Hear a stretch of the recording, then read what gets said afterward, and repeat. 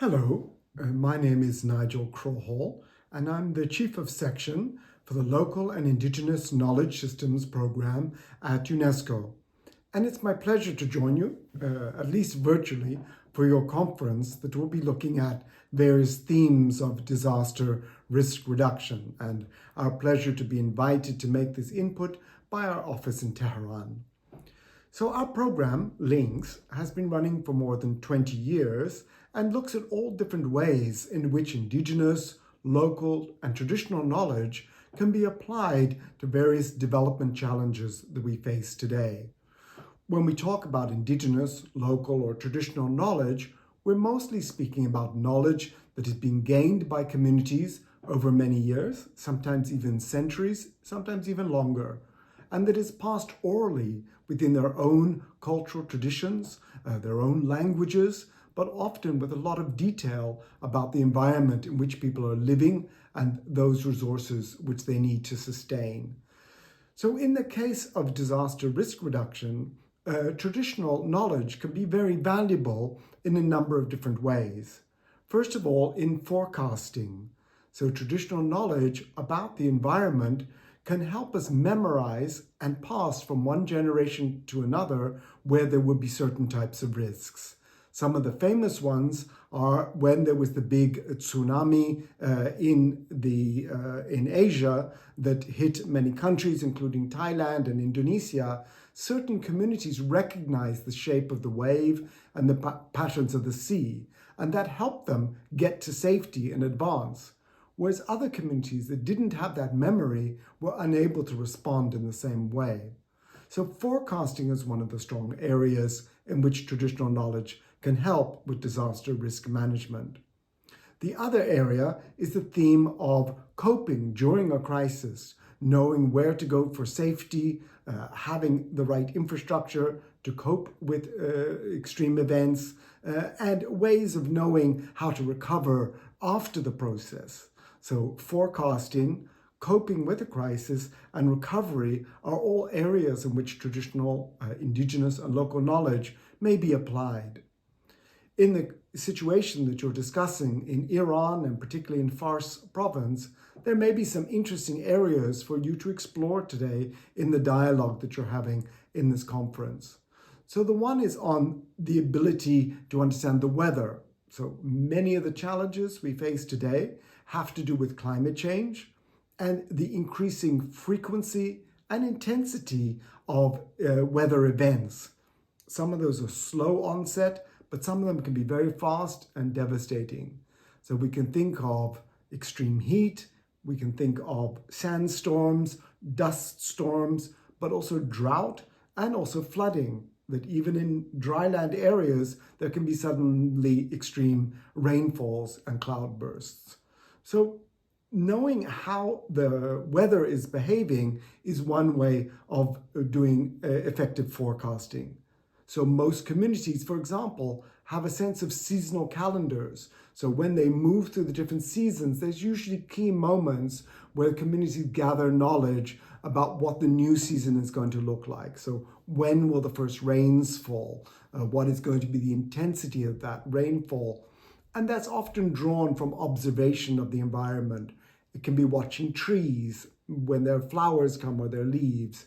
It can be watching insects move, particularly pollinators or perhaps flying ants, grasshoppers. Other insects will tell you about what the weather is likely to do. Sometimes there's even situations where communities can do short-term rapid forecasting when they think there may be a cloudburst. For example, in some countries where geckos make a particular noise, it will tell you that the rain is imminent.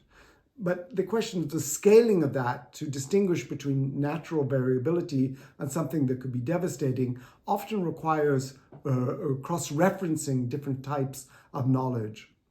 Also, typically in forecasting, different parts of the community hold different knowledge. So they're the elders and their long historic knowledge, but also sometimes young men and young women who are out in the field or are in transhumance, if they are nomadic communities, they may have very specific knowledge. In coping strategies, So the question of where water is going to be drinkable and safe even during a crisis or an extreme event, this can be another part of the coping strategy. In some parts of the world, for example in Morocco, people have a tradition of special gardens that they create, agdal, where they protect all the species in there. So in case there's an extreme event, they're able to regenerate different types of seeds or have fruit or resources available, including water, for recovery processes or coping during stress.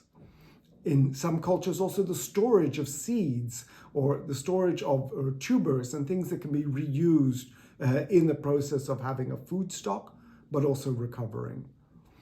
There are other ways of understanding extreme events, including, although the timing may be very sensitive, the ability to understand earthquake forecasting. So in examples like during the tsunami crisis, the Andaman Islands in the Andaman Sea, the indigenous people there recognize the signs not just from the behavior of the sea, but from the behavior of birds and other animals. So for example, elephants moved to the highlands and birds moved or were silent also. So we know that it seems to be the case with certain earthquakes that all animals will go quiet because they're already feeling the first tremors of the earthquake. These are examples that are transmitted through traditional knowledge and may be life-saving in the case of a crisis, although the timeline may be very short between the natural warning sign and the actual onset of the event. And the last part is to look at recovery.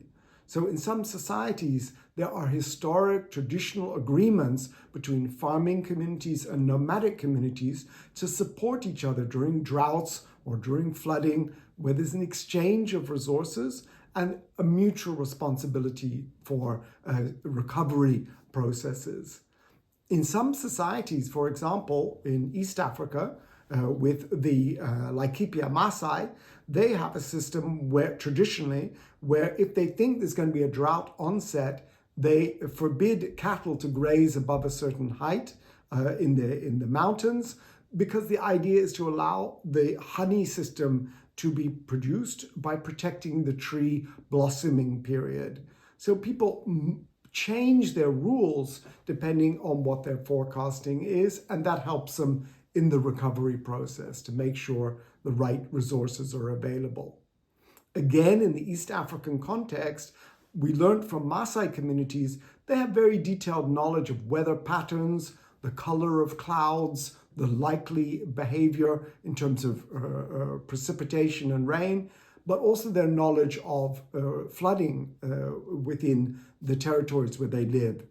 Even though they observe that there is more and more change in these patterns, they are still able, as herders, to do some forecasting, take action, and then work on recovery, which is the basis of the principles of disaster risk management.